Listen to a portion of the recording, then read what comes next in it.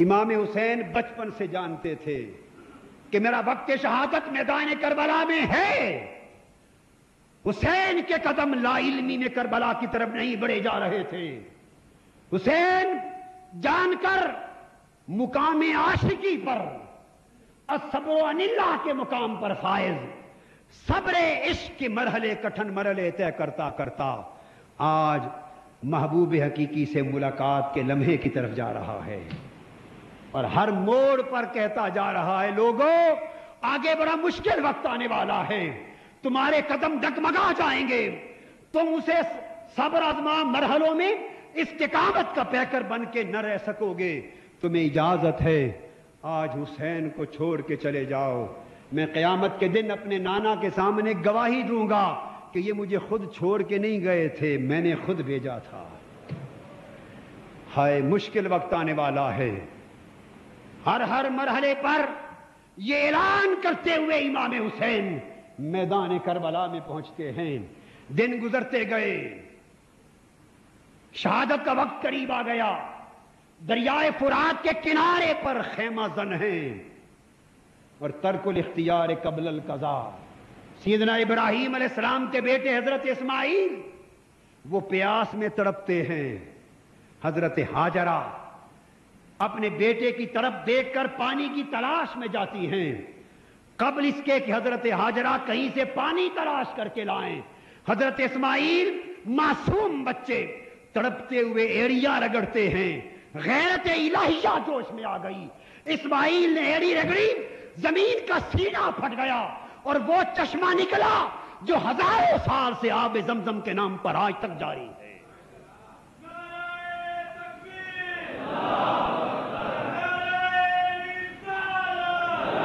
فرات کا کنارہ تھا، اہل بیت محمد پر پانی بند تھا. علی اصغر پیاس کے لیے بلخ رہے ہیں، حضرت قاسم بلخ رہے ہیں، حضرت سخینہ بلخ رہی ہیں، حضرت علی اکبر بلخ رہے ہیں. 72 نفس کئی دنوں سے پانی کے لیے تڑپ رہے ہیں. تمازت آفتاب سے ریگزار کربلا ایک آگ کا نمونہ پیش کر رہا ہے، اور امام حسین یزیدیوں سے پانی کی خیرات نہیں مانگتے. اختیار ہے اگر اسماعیل کی ایڑی سے آب زمزم کا چشمہ ابل سکتا ہے.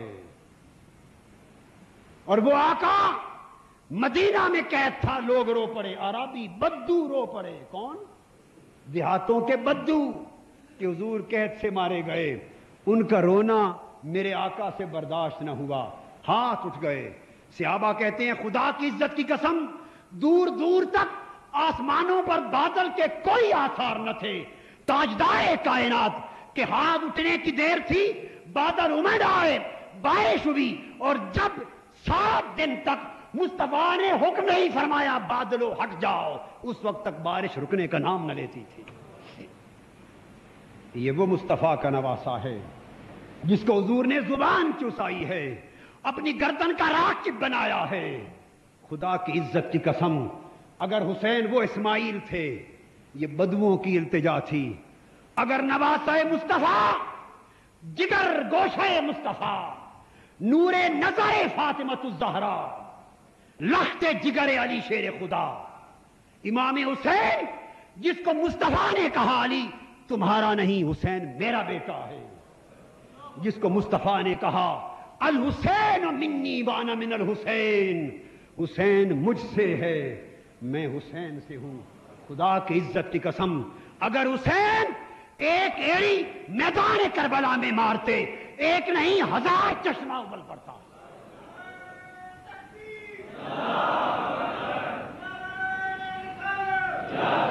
اگر دریائے فرات کو حکم دیتے تو پانی لانے کی ضرورت نہ تھی، فرات حسین کے قدموں میں بہتا. وہیں ہاتھ سے لکیر کھینچ دیتے، کربلا کا ریگزار کا ذرہ ذرہ چشمہ بن جاتا.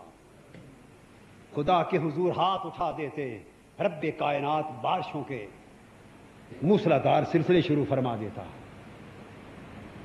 وہ نبی 1400 صحابہ نے کہا تھا حضور غسل اور وضو کے لیے پانی نہیں، لوٹے میں ہاتھ ڈال دیا. لوٹے میں ہاتھ ڈالا, 1400 صحابہ کا غسل فرما دیا. اندازہ کر لیں کتنوں کا صبر تھا, کتنوں کا توکل تھا, کتنوں کی رضا تھی. علی شیر خدا کی روح بھی یہ منظر دیکھ رہی ہے, سیدہ عالم فاطمۃ الزہرا کی روح بھی یہ منظر دیکھ رہی ہے, اور گنبد خضرا بھی یہ منظر دیکھ رہا ہے, اور تاجدار کائنات بھی یہ منظر دیکھ رہے ہیں. مگر قربان جائیں حسین تیرے عزم پر, تیرے صبر پر, تیرے توکل پر, تیرے حوصلے اور تیرے مقام رضا پر, کہ جو چاہتا خدا وہی کر دیتا. مگر حسین نے جان دے دی, پانی کی خیرات نہیں مانگی. شاہ محمد غوث نے ایک نواسی کی خاطر چھڑی سے قافلے کے سر قلم کر دیے تھے. حضرت علی اصغر پیدا ہوتے, وہیں پیدا ہوتے, خادمہ لے کے آتی ہے امام عالی مقام, مبارک ہو اللہ نے کربلا کے میدان میں بیٹا دیا ہے. اس کے کان میں اذان کہہ لیں, اس کے دائیں کان میں اذان, بائیں میں اقامت کہنے لگے ہیں. ابھی اللہ اکبر کی آواز علی اصغر کے کانوں میں گونجی ہے. یزیدیوں کا تیر آیا, علی اصغر شہید ہو گیا. اس کی شہادت کے خون کو ہاتھ پر رکھ کے اچھال دیا, فرمایا مولا تو راضی ہو جا. آج رضا کا امتحان ہو رہا ہے. اگر چاہتے تو امر الہی سے ایک علی اصغر کے بدلے یزیدی لشکر نہیں, لاکھ لشکر صفحہ ہستی سے نیست و نابود کر دیے جاتے. ایک ایک کر کے لٹاتے رہے, پھول کملاتے رہے. اس باغ اہل بیت کا ایک ایک پھول مرجاتا رہا, مسلا جاتا رہا, شہید ہوتا رہا, حتیٰ کہ آخر میں جوان بیٹے علی اکبر کا وقت آ گیا. دعا دی, فرمایا بیٹے علی اکبر اب میں جاتا ہوں, بھائی تیرا علی اوسط زین العابدین بیمار ہے, وہ بچے ہوئے قافلے کو معلوم نہیں مدینہ لے جا سکے یا نہیں, تو رہ جا, اب میں جاتا ہوں. علی اکبر قدموں پہ گر پڑے, فرمایا ابا جان میرے ہوتے ہوئے آپ نہیں جائیں گے, آپ کی باری میرے بعد آئے گی. علی اکبر کو دعا دے کے روانہ کرتے ہیں. یہ شیر اور یہ وہ علی اکبر ہیں, یہ وہ علی اکبر ہیں جن میں سراپا مصطفیٰ کا نظر آیا کرتا تھا. حضور کی شبیہ آدھی امام حسن میں نظر آتی تھی, آدھی امام حسین میں نظر آتی تھی. صحیح بخاری شریف میں حدیث, حسن اور حسین دونوں کو ملاتے تو شبیہ مصطفیٰ بنتی, مگر علی اکبر حسین کو وہ ملے کہ تنہا علی اکبر کھڑا ہوتا تو مصطفیٰ کا سراپا نظر آتا تھا. تلوار لے کے چل پڑے. اہل بیت کا شیر جدھر جاتا یزیدی لشکر بھیڑ بکریوں کی طرح نکل جاتا. ہزاروں کے پشتے لگا دیے, بالآخر ان کا بھی وقت شہادت آ گیا. حسین امام علی مقام اپنے بیٹے کی شجاعت بھی دیکھ رہے ہیں, اور اس مرد کا, اس شیر کا اب شہادت کے لیے سپرد ہونے کا منظر بھی دیکھ رہے ہیں. علی اکبر گر گئے, گھوڑے سے نیچے آ گئے, تلواروں کے تیروں کے نشان ہیں, اور بلکہ سارے تیروں کے نشان تھے. جب گرے زخمی ہو کر تو پہلا تلوار کا نشان لگا, کسی کو قریب آ کر تلوار سے لڑنے کی جرت نہ تھی. زخم ہوئے, ایک نیزے کا پھل آپ کے سینے میں آ کے لگا جو جان لیوا ہوا. جب نیزے کا پھل لگا تو زور سے آواز دی, یا ابتا, ابا جان, اس وقت آواز دی. ابن عساکر بیان کرتے ہیں کہ امام حسین دوڑ کے حضرت علی اکبر کے پاس پہنچے. یزیدی بھاگ گئے, آپ نے ان کو گود میں اٹھا لیا. 56 برس عمر تھی امام علی مقام کی. ابن عساکر بیان کرتے ہیں کہ ابھی جوانی کا عالم یہ تھا کہ ریش مبارک اور سر انور میں ایک بال بھی سفید نہیں تھا. حضرت علی اکبر سے پوچھا, بیٹا کیا چاہتے ہو؟ عرض کی, ابا جان یہ نیزہ نکال لیں. جھولی میں لے کے نیزہ نکالا, اللہ اکبر کا نعرہ لگایا. علی اکبر کی روح کفس انصری سے پرواز کر گئی. لاشا علی اکبر کا, لاشا علی اکبر کا لے کر حسین جب اپنے خیمے میں واپس پلٹا, امام ابن عساکر بیان کرتے ہیں گئے تھے تو امام حسین جوان تھے, ایک بال سفید نہ تھا. علی اکبر کی روح جب گود میں پرواز کر گئی, یہ منظر دیکھا, مگر حسین کی آنکھوں سے آنسو چھلکنے نہیں پائے، آنسو گرنے نہ دیے، صبر ضبط کر کے پلٹے، غم کا طوفان امڈا، خیمے میں آئے، مستورات پہچان نہ سکتی تھیں، سر اور بال داڑھی میں ایک بال بھی سیاہ نہ رہ گیا تھا، سب سفید ہو گئے، چشم زدن میں سوزیدگی آ گئی۔ امام علی مقام کی اپنی باری آ گئی۔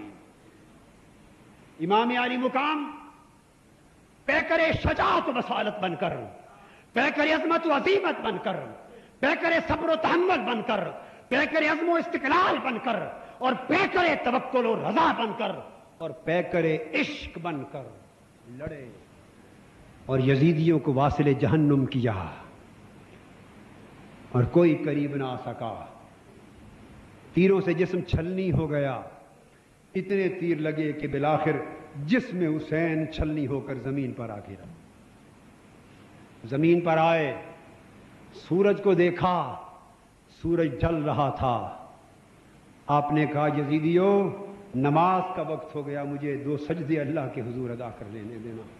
ہاتھ زخمی، چہرہ زخمی، زخمی خون آلود ہاتھوں سے ریت پر ہاتھ مارے، تیمم کیا، چہرے پر ہاتھ مارے، تیمم کیا، اور نماز کی ادائیگی میں بیٹھ گئے، سجدے میں سر گئے۔ یزیدی حملہ آور ہو گئے، انہوں نے تلوار ماری اور آپ کو لٹا دیا، لٹا دیا۔ جب یزیدی آدمی بدبخت آپ کے سینے پر آخری وار کے لیے چڑھا، امام علی مقام بولے ذرا اپنے سینے سے قمیض ہٹا کر مجھے سینہ تو دکھانا۔ اس نے پوچھا حسین کیا دیکھنا چاہتے ہو؟ فرمایا نانا نے بتایا تھا حسین جو شخص تمہیں شہید کرے گا اس بدبخت کے سینے پر یہ علامت ہوگی، وہ دیکھنا چاہتا ہوں۔ اس نے کپڑا ہٹایا، بدبختی کی علامت آنکھوں کے سامنے تھی۔ فرمایا صدقت یا ابی، میرے ابا جان آپ نے سچ فرمایا۔ نگاہیں آسماں کی طرف کر لیں، عرض کیا مولا جو کچھ میرے پاس تھا تیرے حضور پیش کر سکا، اب تو راضی ہے یا نہیں؟ جان دے دی ہوئی اسی کی تھی، حق تو یہ ہے کہ حق ادا نہ ہوا۔ تلوار چلی، امام حسین کا سر بدن پاک سے جدا ہو گیا، روح قفس انصری سے الگ ہوئی۔ جب امام حسین شہید ہوتے ہیں، حدیث پاک میں حضرت ام سلمہ کی روایت میں اور حضرت عبداللہ ابن عباس کی روایت میں ہے کہ دوپہر کو عبداللہ ابن عباس لیٹے، ادھر امام حسین شہید ہوتے، حضور نظر آئے، چہرہ اقدس اور بال مبارک پر گرد پڑی ہے۔ پوچھا یا رسول اللہ یہ حال کیوں ہے؟ فرمایا شہید تو قتل الحسین آنفا، ابھی حسین کی شہادت کا منظر دیکھ کر آ رہا ہوں۔ تاجدار کائنات بھی پاس سامنے کھڑے، روح فاطمہ بھی منظر تک رہی ہے، روح علی تک رہی ہے، روح ارواح صحابہ ہیں، ملائکہ ہیں، ان سب کے جھرمٹ میں حسین کی روح کو اٹھایا جا رہا ہے۔ روح حسین نے ادھر قفس انصری سے پرواز کیا، ادھر حجابات اٹھائے گئے، اور رب کائنات کی بارگاہ سے آواز آیا کہ یا ایتھا النفس المطمئنہ ارجعی الی ربک راضیۃ مرضیہ فادخلی فی عبادی وادخلی جنتی۔ اے روح حسین، اے نفس مطمئنہ لوٹا مبارکبادی کے ساتھ، دروازے کھول دیے گئے، میری رضا کی جنتوں کے دروازے کھول دیے گئے، تو کامیاب ہو گیا، جنتیں سب تیری ملکیت میں دے دی گئیں، جس دروازے سے چاہے داخل ہو جا۔ شہید ہو گئے، چہرے پر رنج و ملال نہیں ہے، یہ تو امام حسین کا عالم ہے۔ لٹا ہوا قافلہ مدینہ پہنچ گیا، وقت بیت گیا، امام زین العابدین نے شہر مدینہ سے دور ایک غیر آباد سی بستی میں چھوٹی سی کٹیا بنا لی، وہاں رہنے لگے، ڈیرا بن گیا زین العابدین کا۔ مقام رضا کا ایک رنگ یہ تھا کہ فقدان المرارت بعد القضاء، کہ تقدیر کی چھری چل جائے، سب کچھ لٹ جائے، مگر بعد میں بھی کبھی رنج نہ آئے۔ یزید کے آخری دور میں کسی ایک سپاہی پر یزید کو غصہ آیا، بدبخت جہنمی اور لعنتی یزید کو۔ وہ لوگ جو آج یزید کو کی حمایت کرتے ہیں، یزید کے موقف کی ترجمانی کرتے ہیں، یزید کا دفاع کرنا چاہتے ہیں، انہیں اپنے ایمان کی خبر لینی چاہیے کہ قیامت کے دن حسین کے نانا کی شفاعت کس منہ سے حاصل کرنے کے حقدار بنو گے. خدا کا خوف کرو. اس بدبخت لعنتی جہنمی یزید کو غصہ آیا. ایک شخص کو سزا دینا چاہتا تھا، سزائے موت. وہ ڈر کے بھاگ گیا، اور تھا بھی وہ شخص اسی یزیدی فوج کا ایک سپاہی جس نے شہادت حسین میں بڑھ چڑھ کے حصہ لیا تھا کربلا میں. اس نے اطراف میں دیکھا، چاروں طرف کوئی پناہ نہ ملی. اب یزید کے غصے سے کیسے بچوں؟ دوڑتے دوڑتے کسی نے بتایا کہ اب جہاں بھی جاؤ گے یزید کے ظلم سے بچ نہیں سکتے. ایک ہی بار گاہ ہے امام زین العابدین کی، ان کو پتہ نہ چلے کہ تم ان کے والد کے قاتلوں میں سے ہو، چھپ جاؤ. وہ قاتلین امام حسین میں سے وہ شخص امام زین العابدین کے پاس دوڑتا دوڑتا آ پہنچا. کہا کہ میں مسافر ہوں، بے سر و سامان ہوں، مجھے کچھ سہارا دے دیں. آپ نے پاس ٹھہرا لیا، نہلایا دھلایا، کپڑے دیے، کھانا دیا، میزبانی کی، بڑی خدمت تواضع کی، اس کا دکھ سکھ دور کر دیا.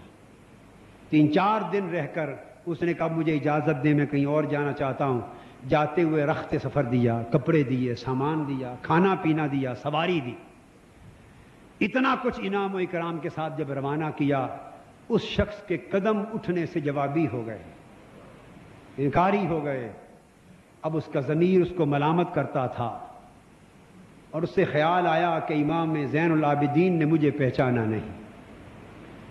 اگر پہچانتے تو یہ سلوک نہ کرتے. پلٹ کے واپس آ گیا. امام زین العابدین نے پوچھا بھائی مسافر واپس کیوں آ گئے ہو، خیر تو ہے؟ اس نے کہا ایک گزارش. فرمایا کرو. اس نے کہا اے امام، لگتا ہے کہ آپ نے مجھے پہچانا نہیں. فرمایا تمہیں یہ خیال کیسے آیا؟ اس نے کہا آپ کا انعام و اکرام اور حسن سلوک دیکھ کر. اگر مجھے پہچان لیتے تو میرے ساتھ اتنا اعلیٰ اور عظیم سلوک نہ کرتے. آپ مسکرا پڑے، فرمانے لگے سن، میں تمہیں کربلا کے دن سے پہچانتا ہوں، جب تم میرے ابا کے وطن پہ تیر چلا رہے تھے، اس وقت سے پہچانتا ہوں. وہ حیرت زدہ ہو کر پوچھتا ہے پھر یہ سلوک کیوں؟ فرمانے لگے وہ تمہارا کردار تھا، یہ ہمارا کردار ہے. وہ تمہارا کردار تھا یزیدیوں، یہ حسینیوں کا کردار ہے. آج ضرورت اس امر کی ہے کہ حسینیت سے اور حسین سے محبت کرنے والے اپنی زندگی میں اس کردار کو زندہ کریں، اس کردار کو تازہ کریں. انفرادی طور پہ نہیں بلکہ پوری قوم کی سطح پر اجتماعاً اس کردار کو پھر سے زندہ کرنے کی ضرورت ہے. یہ کردار زندہ ہو گیا تو حسینیت اور حسین کا مشن زندہ ہو جائے گا، اور پھر وقت کے یزیدوں کے تخت سلطنت خود بخود لرزا کے گر پڑیں گے اور اسلام کا جھنڈا سر بلند ہوگا. اس لیے کہ یہ حقیقت ہے کہ قتل حسین اصل میں مرگ یزید ہے. اسلام زندہ ہوتا ہے ہر کربلا کے بعد. وما علینا الا البلاغ.